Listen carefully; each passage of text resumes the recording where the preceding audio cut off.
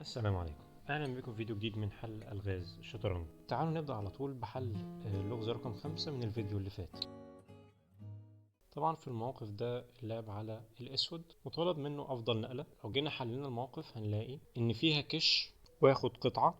لو جينا بصينا على مربع البي 4 هنلاقي ان الوزير ممكن يقول كش ملك، وفي نفس الوقت مفيش حاجه تهدد الوزير ومفيش حاجه كمان تحمي الفيل اللي على الاتش 4. يعني الوزير هيهدد الملك كش وياخد الفيل. تعال نجرب كده مع بعض. كش ملك، اكلت الفيل عادي جدا وكده انا متفوق بقطعه. تعالوا نبدأ بألغاز فيديو النهاردة ونبدأ باللغز رقم 1.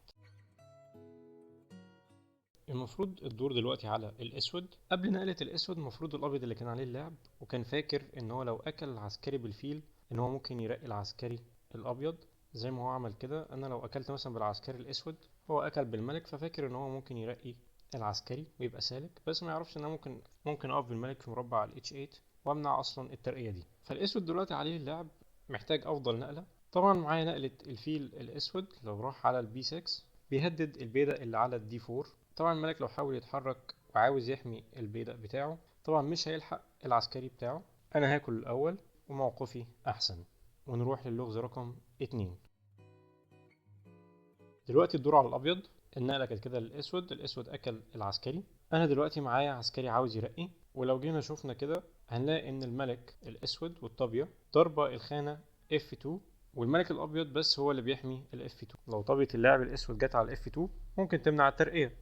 ومعايا الطابية دلوقتي ممكن اجيبها على مربع البي 3، اهدد الملك بحيث ان هو يبعد عن حماية الاف 2. لو قلت كش ملك طبعا هو ممكن ياكل العسكري، مفيش مشكلة، كده انا بعدت الملك عن حماية الاف 2. لو جينا شفنا ان العسكري لو طلع قدام خطوة الطابية استحالة تروح على اخر صف تمنع الترقية، طبعا العسكري هياكل. وطبعا لو جت في مربعات اللي تحت استحالة برضو توقف الترقية. انا هتقدم بالملك بالعسكري. هو لو جه واقف هنا طبعا هرقي، لو جه واقف هنا على الصف الاخير هاكل بالعسكري وارقي برضه. هو ممكن طبعا ملوش كمان على مربع الاف 2، الملك هياكل فبيحاول يديني كش. هطلع على مربع الاف 2 اهدد الطابيه، هو يتحرك في اي مكان انا هرقي، يبقى كده معايا وزير وطابيه وكده بيبقى موقفي احسن. ونروح على طول للغز رقم 3. في اللغز ده اللعب على الابيض محتاجين افضل نقله.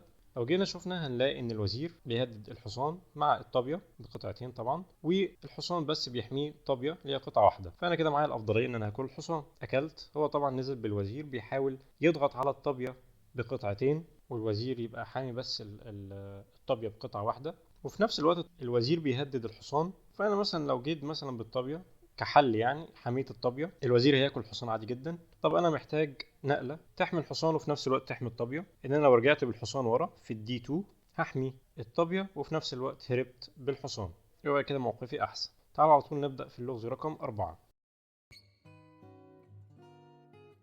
هنا اللعب للاسود عاوزين افضل نقلة. لو جينا حللنا الموقف هنلاقي ان الوزير ضارب البيدق اللي هو في الاي 3 هو والطابية، واللي حامي المربع ده بس هو الملك. فانا لو جيت اكلت كش ملك هيطلع فوق. طبعا انا لو طلعت قلت كش ملك على مربع الاي 2 طبعا الوزير ضارب الخانة دي فاستحال ان انا اقول كش ملك. بس في نفس الوقت وزير الاسود قافل على الملك كل الاماكن انه يتحرك فيها. محتاجين نقول للملك كش علشان نفوز بالجيم. مفيش غير الطابية.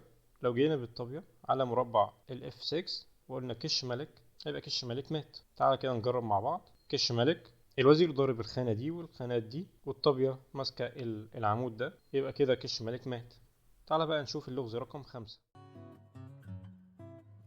اللغز رقم 5 الدور على الأسود، محتاجين أفضل نقلة طبعا. إن شاء الله اللغز ده هنحله الفيديو اللي جاي. طبعا اللي يعرف الحل يا ريت يكتب في التعليقات. وبس كده احنا خلصنا فيديو النهارده، يا رب يكون استفدتوا من الفيديو ده، وإن شاء الله أشوفكم في فيديو جديد من حل ألغاز الشطرنج.